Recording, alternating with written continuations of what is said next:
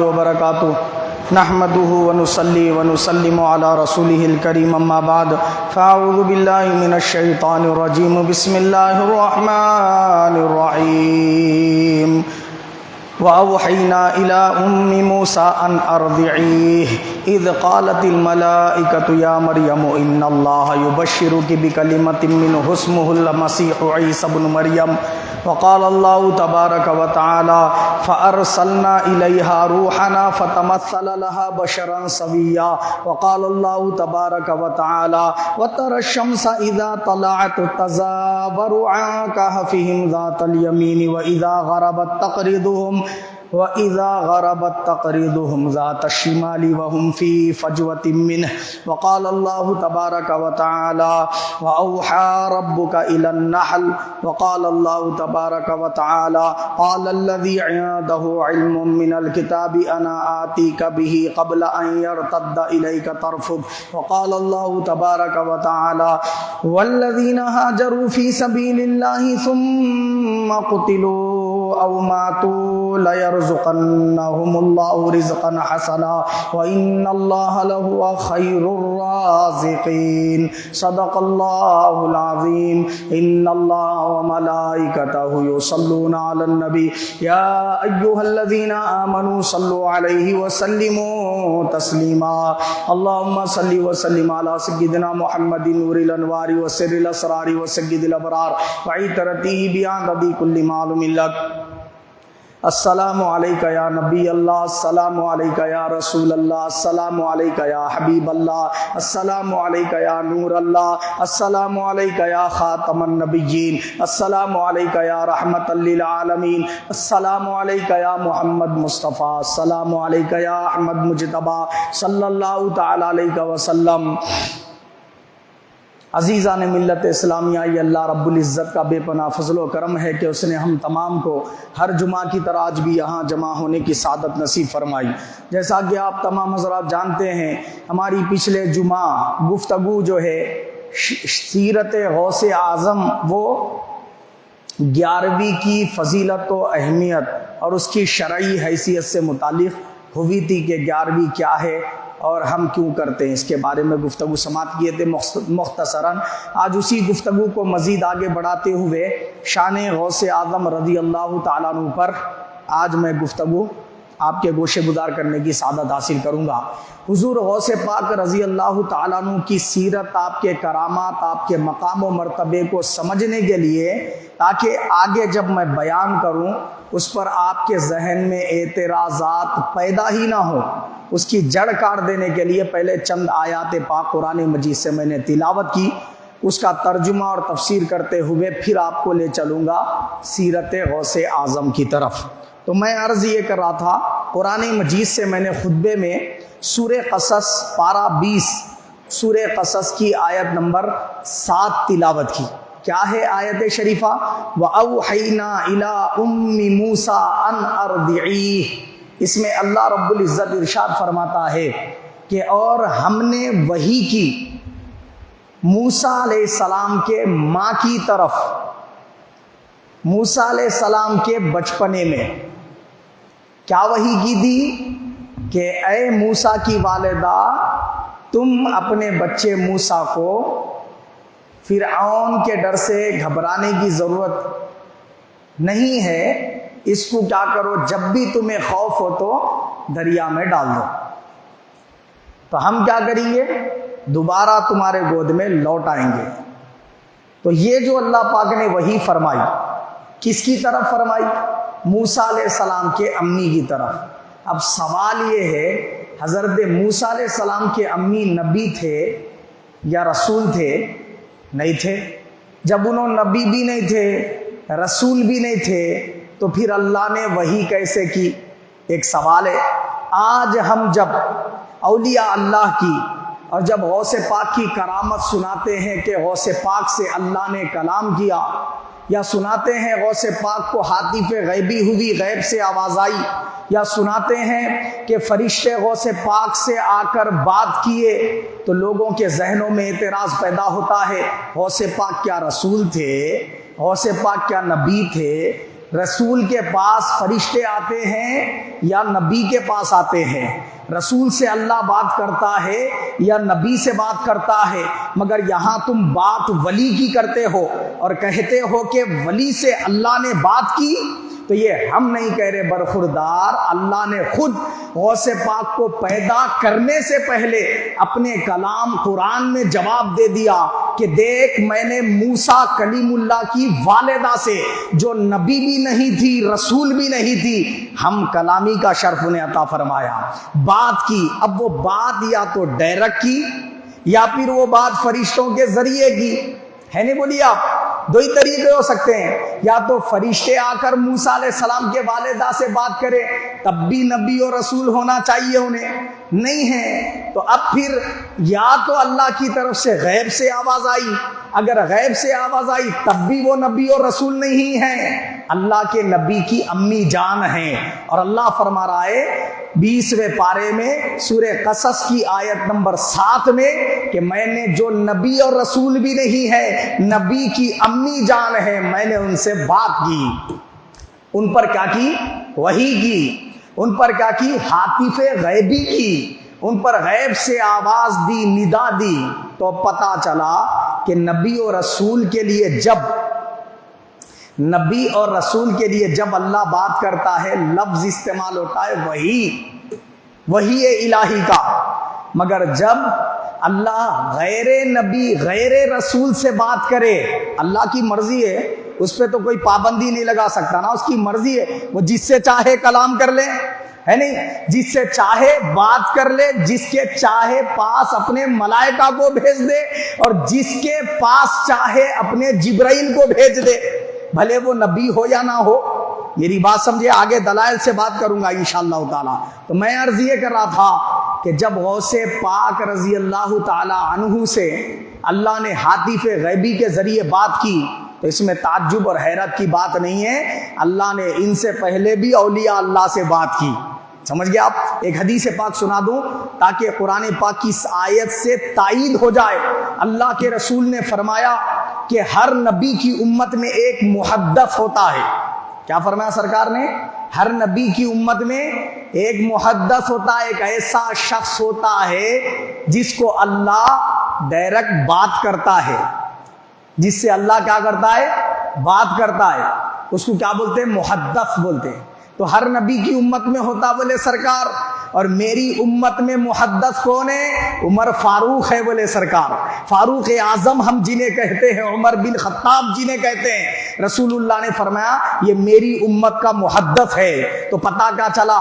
حضرت فاروق اعظم نبی ہے، رسول ہے؟ نہ نبی ہے نہ رسول ہے، مگر شرف و فضیلت اللہ نے یہ عطا فرمائی ہے کہ وہ اس امت کے محدث ہیں۔ تو پتہ چلا کہ اللہ چاہے تو غیر نبی سے بھی ہم کلام کر لے، ہم کلامی کا شرف عطا کر دے۔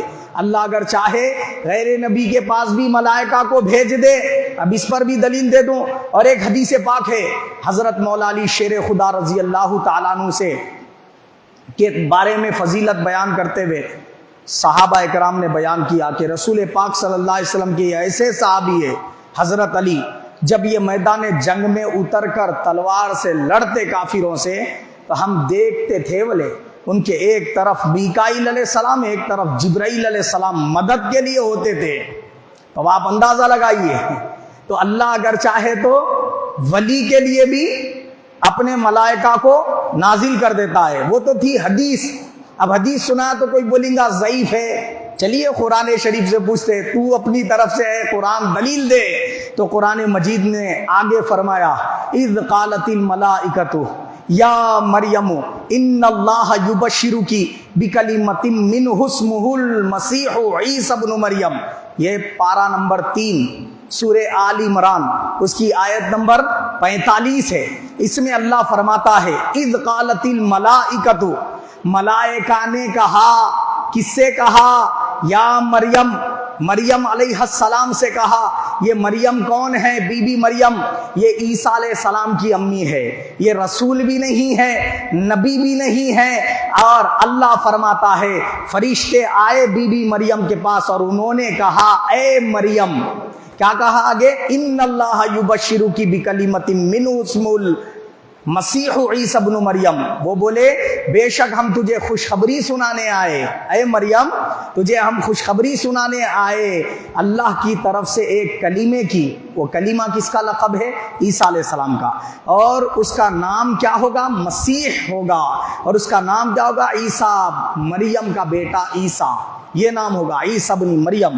تو اللہ تعالیٰ نے فرمایا قرآن مجید کے پارہ 3 سورہ آل عمران آیت نمبر 45 میں کہ بی بی مریم نبی بھی نہیں ہے، رسول بھی نہیں ہے، فرشتے آ کر ان سے بات کر رہے ہیں، خوشخبری سنا رہے ہیں اور کہہ رہے ہیں مبارک ہو اے مریم، تم ماں بننے والی ہو ایسے خوش نصیب بیٹے کی جس کا نام کلیمت اللہ ہوگا، جو مردوں کو بھی زندہ کر دینے والا ہوگا، اور اس کا نام عیسیٰ ہوگا، اور وہ تمہارا بیٹا کہلائے گا، عیسیٰ بن مریم۔ کیا یہ جو ہے نا کیا ہے، فرشتوں نے بشارت دی۔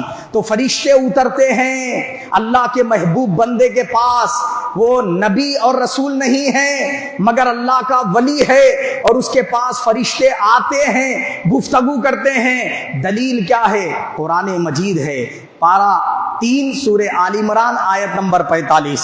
میں نے 2 آیتیں بتائی، اور دونوں میں نبی کی والدہ تھی جن کے پاس کیا ہوا؟ ایک تو وہی ہوئی، دوسرا فرشتے آئے۔ اب تیسری بات سنو، یہ سورہ مریم کی بات بتا رہا ہوں، 16واں پارہ سورہ مریم آیت نمبر 17۔ اس میں اللہ پاک کیا فرماتا ہے؟ فَأَرْسَلْنَا إِلَيْهَا رُوحَنَا فَتَمَثَّلَ لَهَا بَشَرًا سَوِيًّا، ہم نے بھیجا اس کی طرف، کس کی طرف؟ بی بی مریم کی طرف، روحنا، ہمارے فرشتے جبرائیل کو۔ حضرت جبرائیل علیہ الصلاۃ والسلام کا لقب ہے روح۔ کیا لقب ہے ان کا؟ روح۔ اور اللہ فرما رہا ہے بی بی مریم کے پاس ہم نے جبرائیل کو بھیجا، اور جبرائیل کیسا آیا؟ فتمثل لہا بشرا سویا، مکمل انسان کی صورت میں بی بی مریم کے پاس آیا، اور بی بی مریم نے جبرائیل علیہ السلام کو مکمل بشری صورت میں دیکھا تو وہ گھبرا گئی کہ کوئی انسان میری طرف آ رہا ہے، میری طرف بڑھ رہا ہے، مجھے کسی مرد نے نہیں چھوا، میں پاک دامن ہوں، باعزت باعفت ہوں۔ انہوں نے اس سے کہا جبرائیل علیہ السلام سے کہ اے شخص جو میری طرف بڑھنے والا ہے، اللہ سے خوف کر لے، مجھے کسی غیر مرد نے چھوا تک نہیں ہے، میرا کسی سے نکاح بھی نہیں ہوا ہے، تم کون اور کیوں آگے آ رہے ہو؟ انہوں نے تعجب خیز انداز میں ایسے الفاظ کہے۔ کنہوں نے کہے؟ بی بی مریم نے۔ تب میں یہ عرض کر رہا تھا کہ بی بی مریم رسول بھی نہیں ہے اور نبی بھی نہیں ہے، مگر ان کے پاس جبرائیل علیہ السلام آ رہے ہیں۔ ارے جبرائیل علیہ السلام کی تو ڈیوٹی اللہ نے مقرر کی ہے نا کہ وہ فرشتوں کے پاس وحی لے جاتے ہیں، کتاب الہی لے جاتے ہیں، نبی سے ملنے ملاقات کرنے کے لیے جاتے ہیں، اللہ کا پیغام نبی تک پہنچانے کے لیے جاتے ہیں۔ ہاں وہ نبی اور رسول کے پاس جاتے ہیں، مگر ان کی ڈیوٹی صرف یہی نہیں ہے، بلکہ اللہ جب چاہتا ہے اپنے کسی ولی کے پاس بھی بھیج دیتا ہے، اپنے کسی محبوب بندے کے پاس بھی بھیج دیتا ہے۔ یہ پابندی اللہ پر عائد کوئی نہیں کر سکتا کہ صرف جبرائیل کو نبی یا رسول کے پاس بھیج، ولی کے پاس نہ بھیج، کوئی پابندی اللہ پر عائد نہیں کر سکتا۔ اب سنو، یہاں تو بات تھی بی بی مریم کی۔ آپ کہہ سکتے ہیں ارے وہ بی بی مریم کے لیے خاص ہے، غوث پاک کے لیے خاص کیسے ہوا؟ تو سنو، اللہ کے نبی نے حدیث پاک میں فرمایا، کیا ارشاد فرمایا؟ بخاری کی حدیث پاک ہے، اے حسان جب تک تو میرے منبر پہ کھڑے ہو کر میری نعت بیان کرتا رہے گا، اللہ جبرائیل کے ذریعے تیری مدد کرتا رہے گا۔ تو اب پتا کیا چلا؟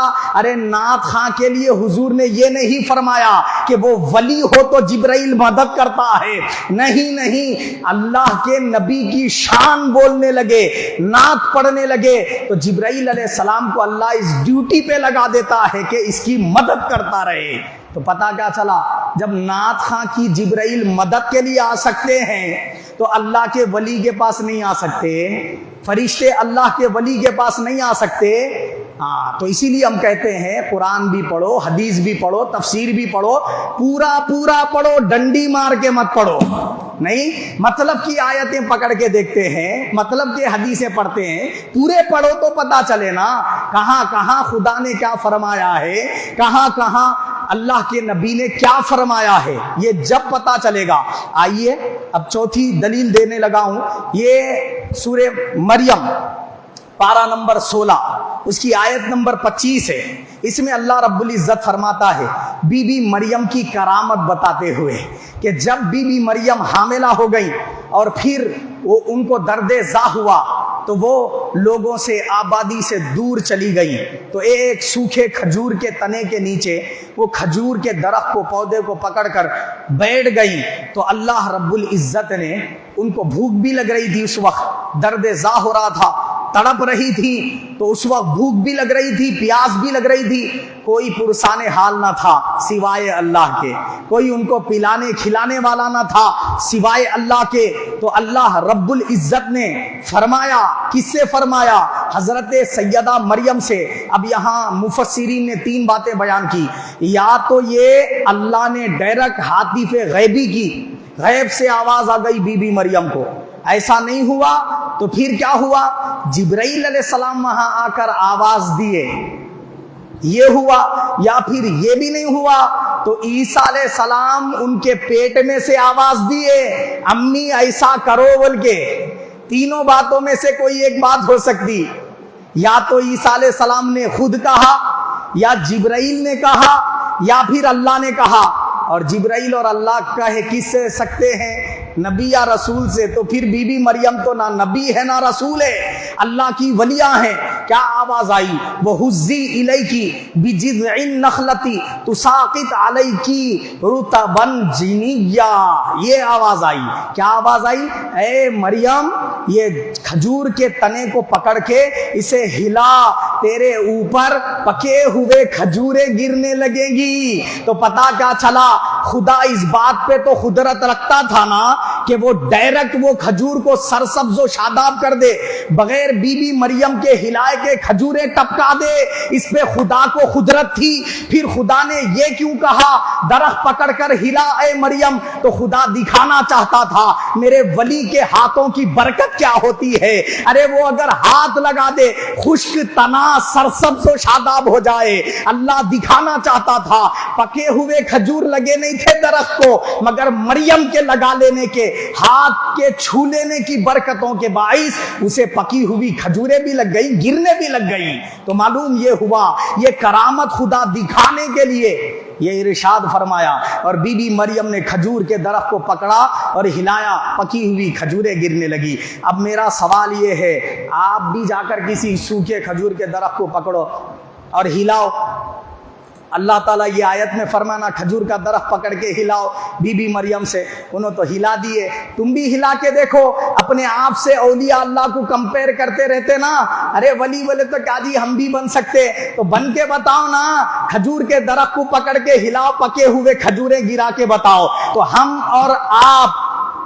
اور آپ بی بی مریم جیسے نہیں بن سکتے، ہمارے ہاتھوں میں بی بی مریم جیسی برکت نہیں آ سکتی۔ وہ آئے گی کب؟ جب ہم ویسے بنیں گے، ویسے کردار ویسے کیریکٹر والے بنیں گے، ویسے عقیدے ویسے نظریے والے بنیں گے۔ ولیوں سے دشمنی کر کے ولیوں پہ بھوکنے والے بنے تو ملتے یہ مقامات نہیں۔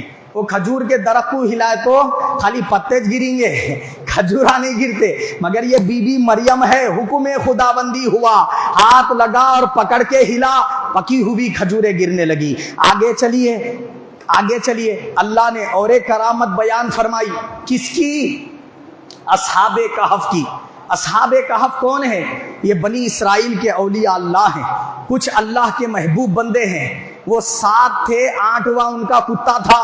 وہ 7 اللہ والے جب بستی چھوڑ کے اللہ تعالیٰ کے سرکش بندوں کی، کافروں مشرکوں کی بستی چھوڑ کر ایک غار میں جا کر آرام کیے، تو اللہ نے انہیں 310 سال تک وہ غار میں سلا دیا، وہ سوئے رہ گئے۔ 310 سال تک سوتے رہے تو اب اللہ تعالیٰ ان کی کرامت بیان فرما رہا ہے. وَتَرَى الشَّمْسَ، اے میرے پیارے محبوب، تو اگر وہ غار میں لیٹے ہوئے میرے وہ محبوب بندوں کا جلوہ دیکھے گا، ان کی طرف دیکھے گا تو محبوب تو دیکھے گا کہ وَتَرَى الشَّمْسَ إِذَا طَلَعَتْ تَزَاوَرُ عَنْ كَهْفِهِمْ ذَاتَ الْيَمِينِ. فرماتا ہے اللہ پاک کہ سورج جب نکل رہا ہے غار کے منہ سے تو وہ غار کے منہ سے تھوڑا سا ہٹ کر نکلتا ہے، اور جب ڈوبنے کی بات آتی ہے وَإِذَا غَرَبَتْ تَقْرِضُهُمْ ذَاتَ الشِّمَالِ وَهُمْ فِي فَجْوَةٍ مِّنْهُ. اللہ فرماتا ہے کہ جب ڈوبنے کا وقت آتا ہے تو سورج وہ غار کے منہ سے تھوڑا سا ہٹ کر ڈوبتا ہے. نکلتے وقت سورج کا ہٹ جانا اور ڈوبتے وقت سورج کا ہٹ جانا، کیا یہ وہ اولیاء اللہ کی کرامت نہیں ہے؟ کیا یہ اللہ تعالیٰ کی قدرت کا ظہور نہیں ہے؟ تو اللہ پاک اپنی قدرت کا ظہور وہ اولیاء اللہ کی کرامت کے طور پہ فرما رہا ہے اور بتا رہا ہے میرے محبوبین کا مقام ایسا ہے کہ میں ان کے لیے نکلتے سورج کی سمت کو جو ہے تھوڑا تبدیل کر دیتا ہوں، ڈوبتے ہوئے سورج کی سمت کو تھوڑا سا تبدیل کر دیتا ہوں. سوچئے سورج کی تقدیر اللہ نے پہلے سے مقرر کر دی کہ نہیں؟ ایک ہی طرف سے نکلنا، ایک ہی طرف ڈوبنا. پھر یہ ہٹ کیوں رہا ہے بھائی؟ کس کے لیے ہٹ رہا ہے؟ اولیاء اللہ کے لیے ہٹ رہا ہے. ہم بھی جا کے اگر غار میں سو گے تو ہٹ کے نکلتا کیا؟ ہٹ کے ڈوبتا کیا؟ نہیں ہوتا میرے لال. یہ صرف اللہ تعالیٰ نے اپنے محبوب بندوں کے لیے متعین کی ہے ایسے ایسے اپنے قدرت کی نشانیاں. یہ پارہ نمبر 15 سورہ کہف اس کی آیت نمبر 17 تھی. آئیے اب آگے چلتے ہیں.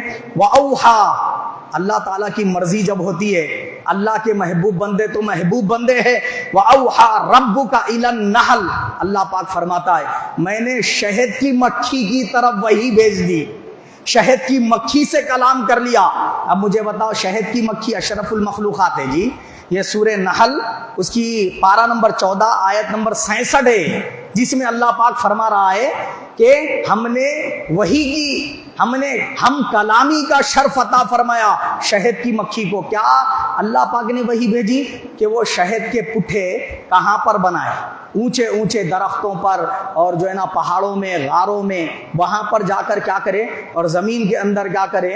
وہ اپنے پٹھے بنائے. اس کی اللہ پاک نے اس کو وحی فرمائی. تو اب معلوم کیا ہوا کہ اللہ کی مرضی ہوتی ہے تو ولی ہے. نبی اور رسول کو چھوڑ کر ولی تو ولی ہے.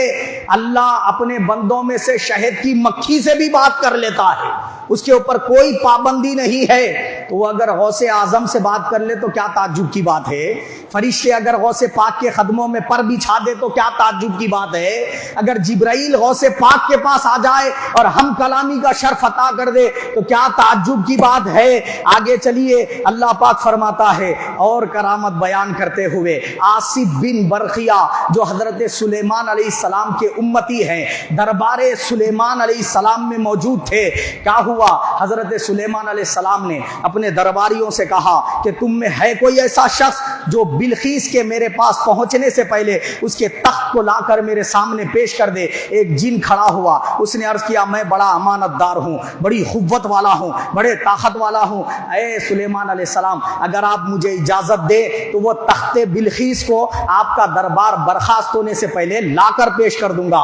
حضرت سلیمان علیہ السلام نے فرمایا میرا دربار ختم ہونے کے لیے 3 سے 4 گھنٹے کا وقت درکار ہوتا ہے، لہذا مجھے اس سے بھی پہلے چاہیے. تو آصف بن برقیہ کھڑے ہوئے اور انہوں نے عرض کیا یا اللہ کے نبی، یا نبی اللہ، اگر آپ مجھے اجازت مرحمت فرمائیں تو پھر میں وہ تخت بلقیس کو آپ کی پلک بند کر کے کھولنے سے پہلے لا کر پیش کر دوں گا. کس نے کہا؟ آصف بن برقیہ نے. اب آیت سنیے، اللہ فرماتا ہے قال الذی عنده علم من الکتاب انا آتیک به قبل ان یرتد الیک طرفک. فرماتا ہے اللہ تعالیٰ وہ بندہ جس کے پاس اللہ کے کتاب کا علم تھا، یعنی اسم اعظم، اللہ کے خاص حمد و ثنا کے الفاظ جس بندے کے پاس تھے، جس کے سینے میں تھے، اس نے ان کے وسیلے سے اللہ کے حضور دعا کرتے ہوئے زمین کے اندر اپنا ہاتھ ڈالا اور ڈالتے ساتھی کیا کیا؟ وہ پلک جھپکنے کے اتنی دیر میں تخت نکال کر دربار میں پیش کر دیا. تو اب سوال یہ ہے کہ غوث اعظم اپنی جگہ پر بیٹھ کر اگر کسی مرید کی وہاں سے ہاتھ ڈال کر دستگیری فرما دیں، تو اس میں حیرت کی بات کیا ہے؟ ارے یہ کرامت تو سلیمان علیہ السلام کے امتی نے کر دکھائی، اگر امام الانبیاء کی امت میں ایسے اولیاء اللہ نہ ہو، ایسے اولیاء اللہ اگر نہ ہو، تو پھر کیا یہ خیال پیدا نہیں ہوگا کہ سلیمان علیہ السلام کا امتی ان سے بہتر تھا؟ نہیں، تو اللہ نے سلیمان علیہ السلام کی امت میں ایسے پیدا کر کے دلیل رکھ دی اپنے قرآن میں کہ بنی اسرائیل کے اولیاء کا یہ مقام ہے، وہ غار میں سو جائیں سورج ہٹ کر نکلنے لگتا ہے، وہ اگر جو ہے نا درخت کو پکڑ کے ہلا دے کھجور پکے ہوئے لگ سکتے، اور پھر تخت بلقیس کو پلک جھپکنے کے اتنی دیر میں لا کر پیش کر سکتے ہیں۔ تو اللہ تعالیٰ کے نبی امام الانبیاء خاتم النبیین رحمت للعالمین کی امت میں ایسے اولیاء اللہ پیدا ہو جائیں جو ہاتھ سے دستگیری کر دیں، بعد از وصال کے بھی امت کے رسول پاک کے امت کے جھولیوں کو بھر دیں، تو اس میں حیرت اور تعجب کی بات کیا ہے؟ عزیزان ملت اسلامیہ، اب رسول پاک کے امت کے اولیاء کی شان سنیے۔ اللہ فرماتا ہے والذین ہاجروا فی سبیل اللہ ثم قتلوا او ماتوا لیرزقنہم اللہ رزقا حسنا۔ توجہ طلب ہے بات یہ جو اللہ فرما رہا ہے، کیا فرما رہا ہے؟ وہ جو میں نے پہلے آیت سنائی سورہ نمل کی تھی، وہ پارہ نمبر 19 سورہ نمل آیت نمبر 30، جس میں آصف بن برقیہ نے تخت بلقیس کو پلک جھپکنے کی اتنی دیر میں پیش کر دیا۔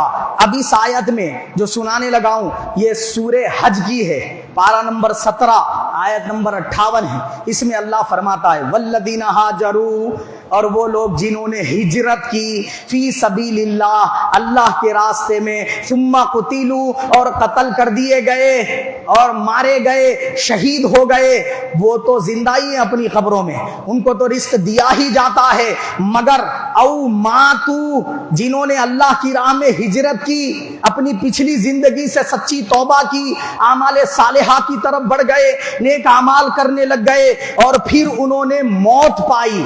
کیا پائی؟ موت، قتل نہیں ہوئے یہ، او ماتو، قدرتی موت پائے، تو فرماتا ہے اللہ تعالیٰ لیرزقنہم اللہ رزقا حسنا، اللہ انہیں بھی اپنی جانب سے رزق حسن عطا فرماتا ہے۔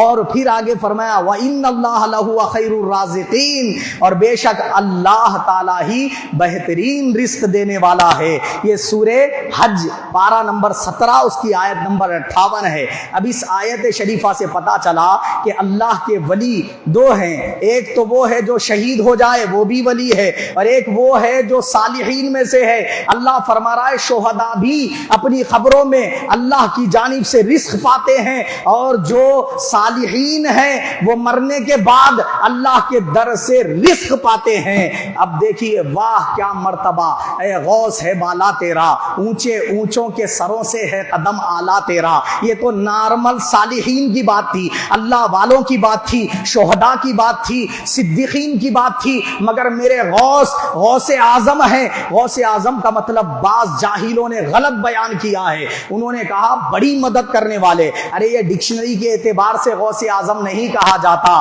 غوث اعظم اس لیے کہا جاتا ہے کیونکہ اللہ نے قرآن مجید کی آیت شریفہ ہے اس میں ارشاد فرمایا انعم اللہ علیہم من النبیین والصدیقین والشہداء والصالحین وحسن اولئک رفیقا۔ فرمایا اللہ پاک نے اللہ تعالیٰ کے انعام یافتہ بندے ہیں جن پر اللہ نے اپنے انعامات جنہیں عطا کیے، وہ کون ہے؟ صدیقین ہے، شہداء ہے، نبیین ہے، صدیقین ہے، شہداء ہے، صالحین ہے۔ یہ چار قسم کے بندے ہیں اللہ تعالیٰ نے جن پر انعامات کیے۔ اب دیکھو نبیوں سے تو آپ واقف ہیں، نبی کسے کہتے ہیں وہ چھوڑ دو، اب بچ گئے کون؟ صدیقین، شہداء، صالحین۔ یہ نامہ کون بیان کیا؟ ولیوں کے اللہ۔ صدیقین میں دو قسم کے صدیق ہے، ایک ہے صدیق صغیر، دوسرا ہے صدیق کبیر۔ شہیدوں میں بھی دو قسم کے، شہید صغیر، شہید کبیر، اور پھر صالحین میں صالح صغیر، صالح کبیر ہے۔ تو اس طرح اولیاء اللہ کی قسمیں ہیں۔ تو اب وہ جسے ہم عربی میں صدیق صغیر کہہ رہے ہیں اسی کو ہم کہتے ہیں قطب، اسے ہی کیا کہتے ہیں؟ قطب کہتے ہیں۔ دوسرے جو ہے نا یعنی اصطلاح میں. اور صدیق کبیر کو کیا بول رہے؟ غوث بول رہے. قطب کس کو بولتے ہیں؟ اللہ جو بولے وہ کرے اسے صدیق بولتے ہیں. صدیق صغیر. صدیق کبیر بولے تو کیا؟ وہ اللہ کا ایسا لاڈلا رہتا، اللہ جو بولا انہیں تو وہ کرتا مگر انہیں جب بول دیتا اللہ تعالیٰ سے تو اللہ اس کی بات کو پوری کرے بغیر نہیں رہتا. تو اس کو کیا بولتے ہیں؟ غوث بولتے. تو یہ غوث ہر شہر کا ایک رہتا، ایسے ہر ریاست کا ایک، ہر کنٹری کا ایک. تو اب یہ کئی غوث ہو گئے، کئی صدیق کبیر ہو گئے، تو پوری دنیا کے یہ سارے صالحین، شہداء اور صدیقین کے، یہ سارے صالحین، شہداء اور صدیقین کے کیا ہے؟ سب سے بڑے جو ہے نا ولایت پہ فائز جو ہستی ہے انہیں غوث اعظم کہا جا رہا ہے. تو غوث اعظم کا مطلب قطب اعظم، غوث اعظم کا مطلب صدیق اعظم. یہ ولایت کا ایک درجہ ہے جو اللہ نے حضور غوث پاک رضی اللہ عنہ کو عطا فرمایا. اور آپ کو یہ ولایت کا درجہ جب دیا تو اللہ تعالیٰ نے آپ کو ساری دنیا کے اندر ایسے علوم سے عطا فرمایا. علامہ ابن جوزی کہتے ہیں میں غوث پاک رضی اللہ عنہ کی مجلس میں گیا آپ کے علم کے شورے سن کر، تو میں وہاں پر بیٹھ گیا تفسیر سننے کے لیے. غوث پاک نے ایک آیت سنائی اور اس کی تفسیر کی، تو ایک معنی بیان کیا، دوسرا بیان کیا، تیسرا بیان کیا. میں کہتا جا رہا تھا آہستہ سے، یہ بھی مجھے معلوم، یہ بھی مجھے معلوم، یہ بھی مجھے معلوم. غوث پاک نے 11 تفسیریں کر دی ایک ہی آیت کی. میں کہتا رہا یہ بھی معلوم، یہ بھی معلوم. پھر اس کے بعد غوث پاک نے 16ویں، 17ویں، 18ویں اس طریقے سے تفسیریں بیان کر دی. کرتے کرتے 40 تفسیریں کر ڈالی ایک ہی آیت کی، اور فرمایا اب تک ہم ظاہری تفسیر کر رہے تھے، آؤ اب قال والی تفسیر سے حال والی تفسیر کی طرف. ابھی آپ کہہ کر غوث پاک رضی اللہ تعالیٰ عنہ ایک ہی تفسیر بیان کیے تھے حال والی کیفیت کی. علامہ ابن جوزی جیسے اپنے وقت کے محدث اور فقیہ، انہوں نے اپنے کپڑے پھاڑ ڈالے اور یہ کہا کہ اے عبد القادر بس کر دیجئے، کہیں ایسا نہ ہو کہ علامہ ابن جوزی اپنے کپڑوں کی جگہ بدن ہی کو پھاڑ نہ ڈالے. عزیزان ملت اسلامیہ آپ اندازہ لگائیں، علامہ امام جلال الدین سیوطی رحمۃ اللہ علیہ بیان فرماتے ہیں، کیا بیان فرماتے ہیں کہ حضور غوث پاک رضی اللہ عنہ سے اتنی کرامتوں کا صدور ہوا، اتنے تواتر کے ساتھ کسی ولی سے اتنی کرامتیں صادر نہیں ہوئی. اسی طریقے سے حضرت علامہ ابن تیمیہ، کیا نام بولا میں؟ علامہ ابن تیمیہ، اس کی لکھی ہوئی کتاب ہے الاستقامہ، اس کے صفحہ نمبر 78 پر علامہ ابن تیمیہ جیسا شخص کسی بھی ولی کا ذکر کرتا ہے تو اس کتاب میں الاستقامہ میں شیخ شہاب الدین سہروردی نے فرمایا، شیخ فلاں بزرگ نے فرمایا، شیخ فلاں بزرگ نے فرمایا. وہ ایسے لکھتا ہے صوفیاء کرام کے ناموں کو، مگر جب غوث پاک کا نام لکھنے کی بات آتی ہے تو وہ غوث پاک کے نام کے ساتھ لکھتا ہے قطب العارفین شیخ عبد القادر جیلانی رضی اللہ تعالیٰ عنہ. فرماتے ہیں اگر قطب کوئی حیثیت ہی نہیں رکھتا ورڈ، اور یہ صرف اہل سنت نے ایجاد کیا ہے، تو علامہ ابن تیمیہ پہ کیا فتویٰ لگاؤ گے؟ علامہ ابن تیمیہ کی کتاب الاستقامہ صفحہ نمبر 78 پر یہ لکھا ہوا ہے کہ عبد القادر جیلانی کون ہے؟ قطب العارفین ہے، عارفوں کے بھی قطب ہیں. عارف سے مراد خالی نام والے عارف کی بات نہیں ہو رہی، یہاں صوفیاء کرام ہے. عارفین سے مراد اولیاء اللہ ہیں، تو یہ اولیاء اللہ کے بھی کیا ہیں؟ قطب ہیں. یہ لکھ کر تو اس نے غوث پاک کی کرامت بیان فرمائی اور لکھا کہ غوث پاک وہ ہستی ہیں کہ کوئی اگر ان کی مجلس میں آ کر کوئی سوال کرنا چاہتا، اس کے سوال کرنے سے پہلے اس کے دل کا سوال غوث پاک کے قلب پر کشف سے ظاہر ہو جاتا تھا. پوچھنے سے پہلے ہی غوث پاک جواب دے دیا کرتے تھے. کس نے بیان کیا؟ علامہ ابن تیمیہ نے بیان کیا. اب آپ کس کس کو پڑھیں گے؟ حضرت قدامہ ابو قدامہ المقدسی رحمت اللہ علیہ وہ بیان کرتے ہیں، شیخ شہاب الدین سہروردی رحمت اللہ علیہ کہاں گئے؟ غوث پاک کی مجلس میں، اور انہوں نے علم فلسفہ سیکھنے کے تعلق سے یہ پوچھنا چاہا کہ غوث پاک رضی اللہ تعالیٰ عنہ سے کہ حضرت میں یہ علم کو اگر سیکھوں تو میرے لیے کیسا ہوگا. وہ ابھی پوچھنے والے تھے. غوث پاک رضی اللہ عنہ نے فرمایا اے شہاب یہ جو علم ہے نا اس کو مت سیکھنا, یہ قبر و حشر میں کام آنے والا نہیں ہے. ابھی انہوں پوچھے بھی نہیں, پوچھنے سے پہلے غوث پاک رضی اللہ تعالیٰ عنہ نے جواب عنایت فرمایا. تو میں عرض یہ کر رہا تھا حضور غوث پاک رضی اللہ عنہ وہ ہیں جو 13 قسم کے علوم اپنے مدرسے میں پڑھایا کرتے تھے. 90 سال آپ نے عمر پائی, 50 سال تک تو آپ صرف زہد و تقوی کو اپنائے رہے, کثرت سے عبادات کیا کرتے, رات بھر شب بیداری کیا کرتے, عشاء کے وضو سے 40 سال تک فجر کی نماز آپ نے ادا فرمائی, روزانہ ایک ہی رات میں ایک قرآن مجید ختم کر دیا کرتے تھے. آپ کی 4 ازواج ہیں, 49 بچے ہیں. تو یہاں خیال آتا ہے کہ غوث پاک رضی اللہ عنہ کے 49 بچے اور 4 بیویاں ہیں, تو پھر ہم بستری کب کرے انہوں 40 سال تک عشاء کے وضو سے فجر کی نماز پڑھے, تو پھر ہم بستری کرے تو غسل فرض نہیں ہوا کیا؟ ایک سوال شیطان ڈال دیتا یہاں پہ. تو غوث پاک کوئی دیوانی ہستی کا نام نہیں ہے, وہ دیوانے ہیں اللہ کے. تو اللہ تعالیٰ نے اپنے کلام میں یہ ارشاد پہلے سے ہی فرما دیا کہ اپنی بیوی سے ہم بستر ہونے کے 3 وقت ہیں. ایک عشاء کے بعد رات کا ابتدائی حصہ, دوسرا فجر سے پہلے رات کا آخری حصہ, تیسرا وقت اللہ نے بیان فرمایا دن میں قیلولہ کے وقت, جب دن میں آرام کرنے کے لیے بندہ لیٹتا ہے وہ وقت بھی بیوی سے ہم بستری کا ہے. تو غوث پاک نے دیکھا کہ 2 وقتوں میں تو امت مسلمہ عمل کر رہی ہے, میں کیوں نہ قرآن کی اس آیت کے اس پارٹ پر عمل کر لوں, اس حصے پر عمل کر لوں کہ 40 سال تک انہوں نے بیوی سے ہم بستری کی. ایسا نہیں ہے کہ نہ کی بلکہ کی ہے, بچے بھی پیدا ہوئے ہیں, غسل بھی فرض ہوا ہے, مگر کس آیت کے کس حصے پر عمل کیا؟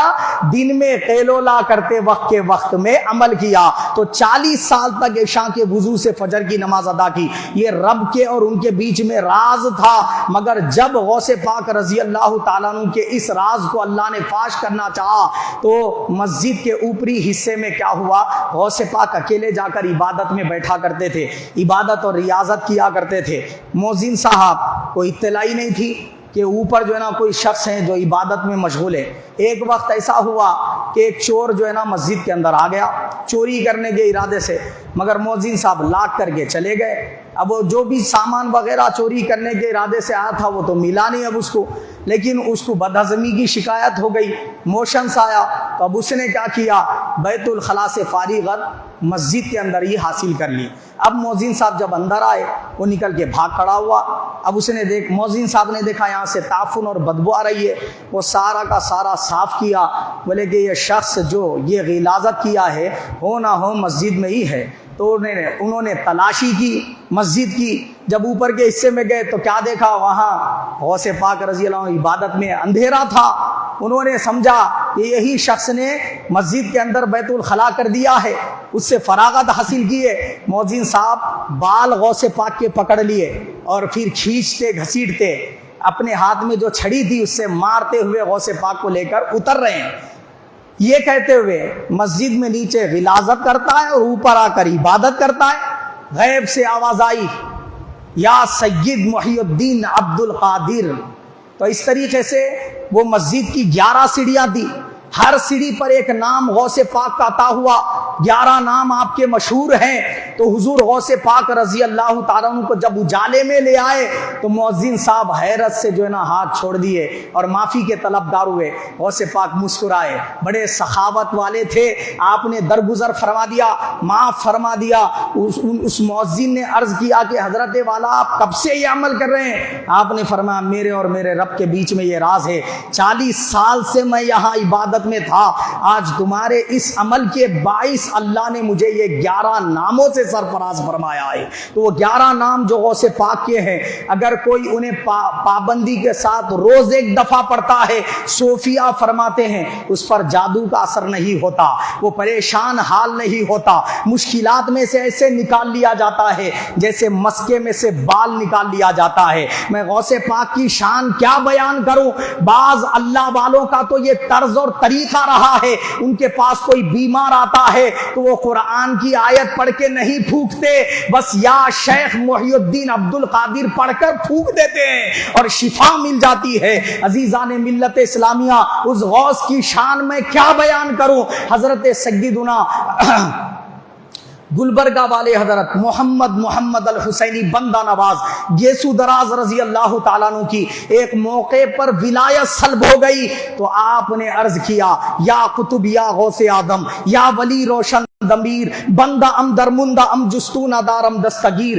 بردر درگاہ والا سائلم آفتاب خاطر ناشاد را کن شادیا پیران پیر۔ غوث پاک کی منقبت میں یہ 4 مصرے کیا لکھ دیے؟ ولایت جو چھینی جا چکی تھی پھر دوبارہ حاصل ہو گئی۔ بانی جامعہ محمد انوار اللہ فاروقی رحمت اللہ علیہ فرماتے ہیں ہر ولی کی اپنی اپنی شان ہے، مگر غوث پاک کی شان یہ ہے۔ بانی جامعہ مقاصد الاسلام میں فرماتے ہیں کہ جس شان کے ساتھ ظاہری دنیا میں غوث پاک متجلا تھے، اپنی جلالت اور اپنی کرامت کے ساتھ ظاہری حیات میں رہ کر جیسا عوام الناس کو فیض بانٹتے تھے، قبر میں آج موجود رہ کر بھی اسی طرح جلوہ گر ہے، اسی طرح آپ کا فیض عام ہے۔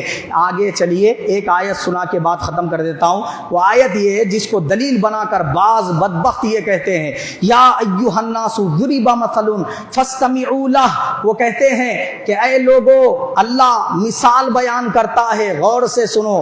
کیا ہے وہ؟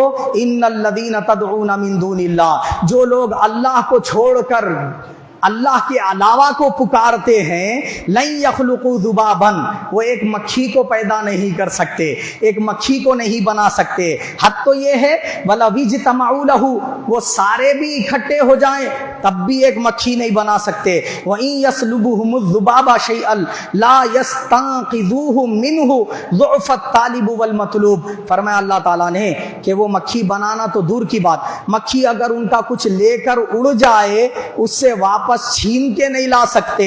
کتنے کمزور ہے یہ پکارنے والے، اور جس کو پکارا جا رہا ہے وہ کتنا کمزور ہے۔ یہ آیت پارہ نمبر 17 سورہ حج کی آیت نمبر 73 ہے۔ اس آیت کو سنا کر جہالت کی انتہا ہے، لوگ اس آیت کو دلیل بنا کر کہتے ہیں دیکھو اللہ یہ غوث پاک کے بارے میں فرما رہا ہے، وہ مکھی کو نہیں بنا سکتے، مکھی اگر کچھ لے کر اڑ جائے تو اس سے چھین کے نہیں لا سکتے، جو یا غوث کہہ کے پکار رہے وہ بھی کمزور ہے، جنہیں پکارا جا رہا ہے وہ بھی کمزور ہے۔ نعوذ باللہ من ذالک۔ یہ قرآن مجید کی آیت کی جتنی تفسیریں تاریخ اسلام میں لکھی جا چکی ہیں سب تفسیروں کو اٹھا لیں، حافظ ابن کثیر کی تفسیر اٹھا لیں، تفسیر ابن کثیر، اور جو ہے نا کیا ہے تفسیر نصفی اٹھا لیں، تفسیر جلالین اٹھا لیں، تفسیر مدارک اٹھا لیں، تفسیر قرطبی اٹھا لیں، جو تفسیر دنیا بھر کی اٹھا لیں، سبوں نے لکھا اس سے مراد بت ہیں جنہیں پکارا جاتا ہے خدا بنا کر۔ تو پکارنے والے پجاری، وہ پکارنے والے پنڈت، وہ پکارنے والے کیا ہے، وہ عبادت کرنے والے بتوں کی بھکت اور وہ ان کے بھگوان، یہ دونوں بھی کمزور ہیں۔ یہ سب مل کر اکٹھے ہو کر مکھی نہیں بنا سکتے، سب اکٹھے ہو کر مکھی سے کچھ حلوہ چھین کے نہیں لا سکتے۔ یہ انہیں کہا جا رہا ہے، غوث کو نہیں کہا جا رہا، غریب النواز کو نہیں کہا جا رہا۔ ارے ان کے لیے تو اللہ بتا رہا ہے کہ وہ درخت کو پکڑ کے ہلا دے تو کھجور گرنے لگتے ہیں۔ ان کے لیے تو اللہ فرما رہا ہے کہ سورج ہٹ کر غار کے کنارے سے نکلتا ہے۔ ان کے لیے تو خدا فرما رہا ہے وہ آصف بن برخیا وصال کر چکے، خدا فرما رہا ہے تخت بلخیس کو پلک جھپکنے کے اتنی دیر میں لا کر پیش کر دیے۔ تو کرامتیں سنا کر خدا بتا رہا ہے میرا محبوب بندہ جو میرا محبوب ہے، لاڈلا ہے، وہ خدا نہیں ہے، میرا لاڈلا بندہ ہے، میں نے اسے یہ شانیں دی ہے۔ عیسیٰ روح اللہ کو لے لے، تم مکھی بنانے کی کہاں بات کر رہا ہے؟ وہ پرندہ بنا کر اس میں پھونک مار دے، مٹی کا پرندہ بنا کر وہ جیتا جاگتا پرندہ بن کر اڑ جاتا ہے۔ یہ اللہ نے خود بیان کیا ہے سورہ آل عمران میں، سورہ مریم میں اٹھا کر دیکھ لے۔ تو میں یہ عرض کر رہا ہوں عیسیٰ روح اللہ مردوں کو زندہ کر رہے ہیں، غوث پاک مردوں کو زندہ کر رہے ہیں۔ ارے جن کی زندگی کا یہ عالم ہے وہ اپنی حیات میں مردوں کو زندہ کر دیں، بعد وفات کے مردہ پڑے ہوئے ہوں گے جی؟ بتائیے، اگر مردہ پڑے ہوئے ہیں تو رسول پاک یہ کیوں کہہ رہے ہیں قبرستان جاؤ تو سلام کرو، السلام علیکم یا اہل القبور؟ بتوں کو کر سکتے کیا سلام؟ نہیں. مزارات میں اللہ والے آرام فرما ہے تو ان کو لا کر کمپیئر کیا جا رہا ہے بتوں سے اور کہا جا رہا ہے یہ لیٹے ہوئے بت ہے وہ کھڑے ہوئے بت ہے. یہ جہالت کی انتہا ہے. قبرستان میں جو مومن ہے اس نے اپنی زندگی کا ایک عرصہ اس زمین پہ گزارا ہے, برکتیں بانٹی ہے, کرامتیں دکھائی ہے, قبر میں جا کر لیٹا ہے, تو تم کہتے ہو وہ لیٹا ہوا بت ہے؟ ہرگز نہیں. اس میں اور بت میں زمین آسمان کا فرق ہے. یہ وہ ہے جو فیض رسا ہے, یہ وہ ہے جو سلام سنتا بھی ہے, جواب دیتا بھی ہے, یہ وہ ہے جس کی قبر پہ گناہگار جائے تو اس کی مغفرت کر دی جاتی ہے. بت ویسا نہیں ہے, وہاں جاؤ تو گناہگار بن جاؤ گے, وہاں جاؤ گے تو جہنمی بن جاؤ گے, مزار اولیاء پہ جاؤ گے تو جنت کے مستحق ہو جاؤ گے, مغفرت ملے گی, خدا کا قرب ملے گا, دعائیں مقبول کر لی جائے گی. یہاں یہ ملتا ہے, وہاں شرک ملتا ہے. بات فرق سمجھ میں آ رہا ہے؟ پھر کمپیئر کیا جاتا ہے, یہ کھڑے ہوئے بت ہے وہ لیٹے ہوئے بت ہے.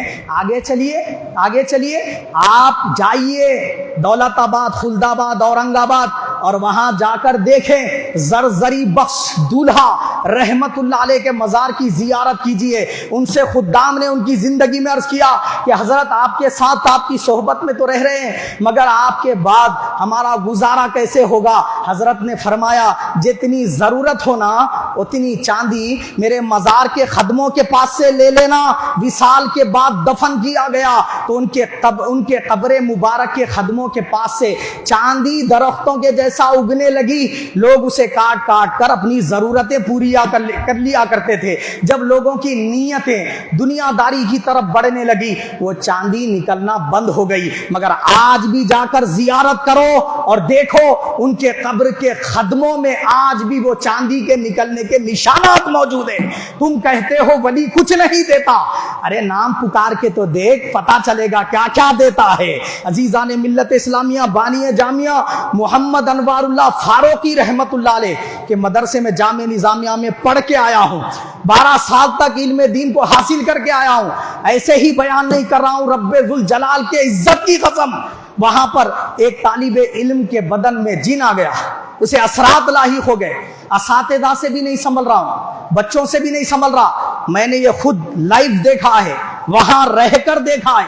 وہ طالب علم کو پکڑ کے بانی جامعہ کے مزار کے پاس لا کے ڈالا ہی گیا, جن نکل کر جسم میں سے چلا گیا. تو پتا کیا چلا, یہ مندروں میں نہیں اللہ کے ولیوں کے خدموں میں ہوتا ہے. تو عزیزان ملت اسلامیہ, اللہ کا ولی مر کر مردہ نہیں, مر کر بھی فیض رساں ہوتا ہے. تو کیا ہے, ارادت ہو تو پوچھ ان خرقہ پوشوں سے, یدے بیضا لیے بیٹھے ہیں اپنی آستینوں میں. اللہ تعالیٰ مجھے اور آپ سب کو حق قبول کرنے, اس پر عمل کرنے کی